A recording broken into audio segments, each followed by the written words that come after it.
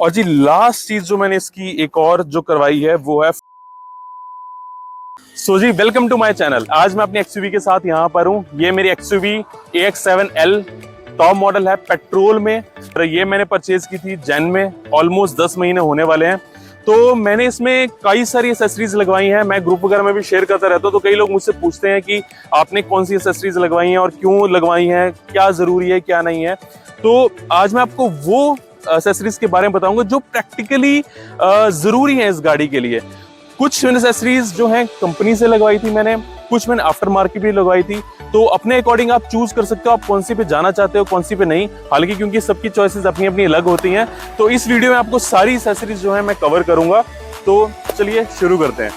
तो सबसे पहले मैं वो चीज दिखाता हूँ जो मैंने महिंद्रा कंपनी से फिट करवाई है। तो इसमें सबसे पहली आती है ये ORVM क्रोम। इसका फायदा बेसिकली ये है कि जैसे चलते हुए कि क्या होता है, कई बार ORVM टकराते रहते हैं तो इस पर स्क्रैच नहीं आते, तो इस वजह से ये बेनिफिशियल है। दूसरी जो इंपॉर्टेंट चीज़ है, जो बहुत लोग डाउट में रहते हैं कि फुट स्टेप लगवाएं कि ना लगवाएं। जी हाँ, तो फुट स्टेप बहुत अच्छी चीज़ है और ये मैंने महिंद्रा से ही फिट करवाई है। इसका बेनिफिट ये है कि अगर आप वैसे गाड़ी को देखें तो हल्का सा ये बाहर की तरफ रहता है फुट स्टेप। और ये देखो, ये जैसे लगा हुआ है। इवन तो मैं दूसरी साइड पे दिखाऊं, मेरे दूसरे साइड पे भी ये लगा है। तो फुटस्टेप जो है बहुत अच्छी चीज है कि जैसे कोई साइड में पेड़ आ जाता है या कुछ ऐसे साइड में ये ऊंचा सा अगर कोई वॉल है या कुछ है, तो गाड़ी टकराने से पहले इस पर टकरा जाती है, तो एटलीस्ट ये गाड़ी की बॉडी को सेव कर लेता है। तीसरी जो चीज मैंने महिंद्रा से लगवाई है वो है इसके फुट मैट्स। ये फुट मैट इसके रबर मटेरियल कह लो या प्लास्टिक मटेरियल कह लो, उसके हैं, काफ़ी फ्लेक्सिबल हैं। इसमें 70 मैट्स भी आते हैं, बट 70 मुझे पर्सनली पसंद नहीं है क्योंकि 70 वाले में धूल मिट्टी बहुत जमती है और एक टाइम के बाद स्मेल आनी शुरू होती है। क्योंकि मेरी दूसरी गाड़ी में 70 लगे हुए हैं, इसलिए मैंने उसमें नहीं लगवाए। तो इसके मैंने ये जो कंपनी फिटेड मैट्स लगवाए थे, ये रबर वाले हैं। इससे अगली चीज इसके साथ में ये इसके स्पोर्ट्स पैडल हैं, मैंने ये लगवाए थे। मेरी ऑटोमेटिक है तो 2 पीस में आते हैं, 3 पीस में भी आती है, तो मैंने इसके नॉर्मल वाले हटा के ये स्पोर्ट्स पैडल लगवाए थे। देखने में अच्छा लगता है, बट इसका ये है कि इसको अप्लाई करना थोड़ा सा टीडियस वर्क है क्योंकि बहुत ज्यादा टाइट है इसके पीछे की रबर, तो इजीली ये फिट नहीं होता। तो मैंने तो स्टार्टिंग में कंपनी से ही लगवाया था, तो अभी तक खैर कोई दिक्कत मुझे नहीं है, दैट्स परफेक्टली फाइन। इससे अगली चीज जो है मैंने कंपनी जो लगवाई थी, ये है नेक पिलो। नेक पिलो इसका पूरा पैकेज के साथ आता है। इसमें नेक पिलो भी है और ये जो है सीट बेल्ट कुशन भी है, तो ये सीट बेल्ट जो है चुभती नहीं है। और तीसरी जो चीज के साथ मिलती है, ये खैर पीछे पड़े हुए हैं, मैं दिखाता हूँ, ये पिलोस। तो ये सारी जो है कंपनी से ही मैंने ली थी। अगली जो चीज है वो है ये बम्पर प्रोटेक्टर।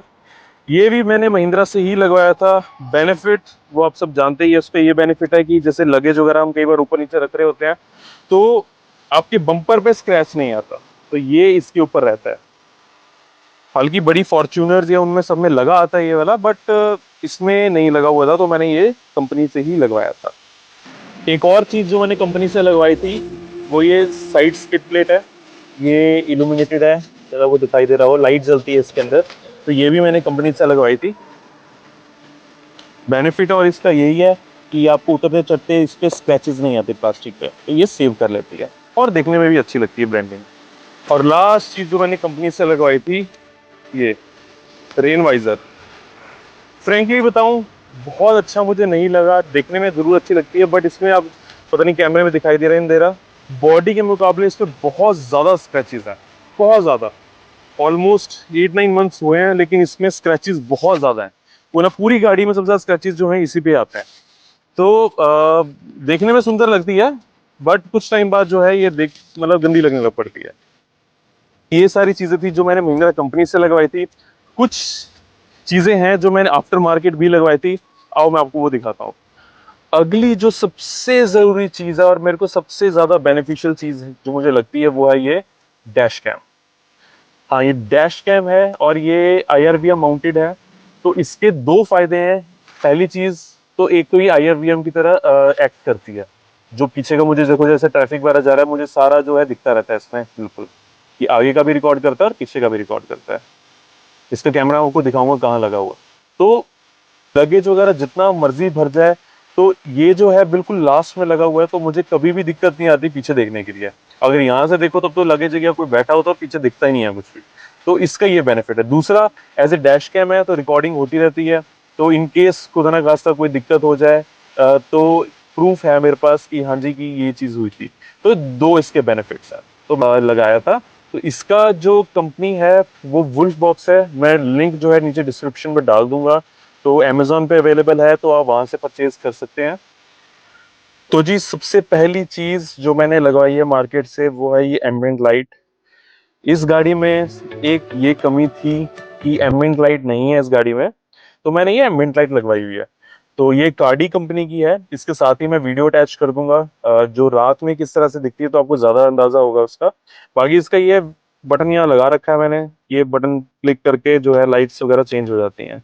ऐप भी आती है, भी जो है आप चेंज कर सकते हो इसकी लाइट्स। तो और ये लेंस वाली लाइट नहीं है।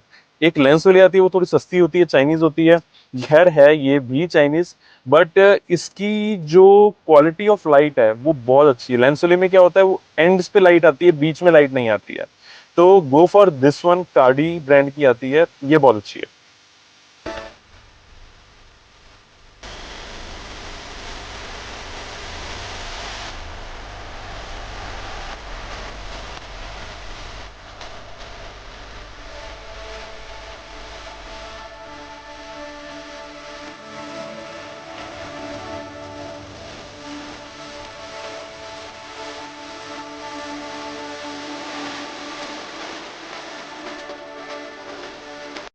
अगली चीज जो मैंने इसकी आफ्टर मार्केट ली है वो ये है इसका ब्रेक लॉक कह लो या सिक्योरिटी लॉक कह लो। ये हल्की मेरी ऑटोमेटिक है, तो ऑटोमेटिक के साथ जो है नीचे एंगेज हो जाता है, ऊपर ये स्टीयरिंग के साथ अटैच हो जाता है। तो मेरी गाड़ी बाहर खड़ी होती है, तो मुझे सिक्योरिटी एक एक्स्ट्रा चाहिए इसमें गाड़ी में। तो मैंने तब ये ब्रेक लॉक कह लो या स्टीयरिंग लॉक कह लो, ये लिया हुआ है मैंने। तो ये ब्रेक और स्टीयरिंग को लॉक कर देता है। तो उससे क्या होता है कि आपका स्टीयरिंग हिल नहीं सकता, और ब्रेक अगर दबेगी नहीं तो गाड़ी आपकी स्टार्ट नहीं हो सकती। उसके बाद मैंने ये जो है स्क्रीन प्रोटेक्टर जो है, मैंने ये भी आफ्टर मार्केट ही परचेज किया है। आप देख सकते हो कि असल में ये कटआउट है, और ये वाला जो है मैंने मैट में लिया हुआ है। तो मैट का होने का बेनिफिट ये है कि बहुत ज्यादा ग्लेयर नहीं पड़ती, चमकता नहीं है बहुत ज्यादा। और इस पे जो है जैसे फिंगरप्रिंट्स वगैरह अगर लगाया तो फिंगरप्रिंट्स वगैरह नहीं दिखते। लेकिन जो नॉन मैटेड वाला आता है उसमें फिंगरप्रिंट्स बहुत जल्दी आते हैं, और वो फिर गंदा लगना शुरू होता है, उसको बार बार सफाई करते रहने की जरूरत पड़ती है। बट इसको ऐसा कोई जरूरत नहीं पड़ती। तो ये भी मैंने अमेजोन से मंगवाया था, तो इसका भी मैं लिंक जो नीचे डिस्क्रिप्शन में डाल दूंगा, परचेज कर सकते हो। जो मैंने एक और चीज आफ्टर मार्केट ली है वो ये USB C to C cable.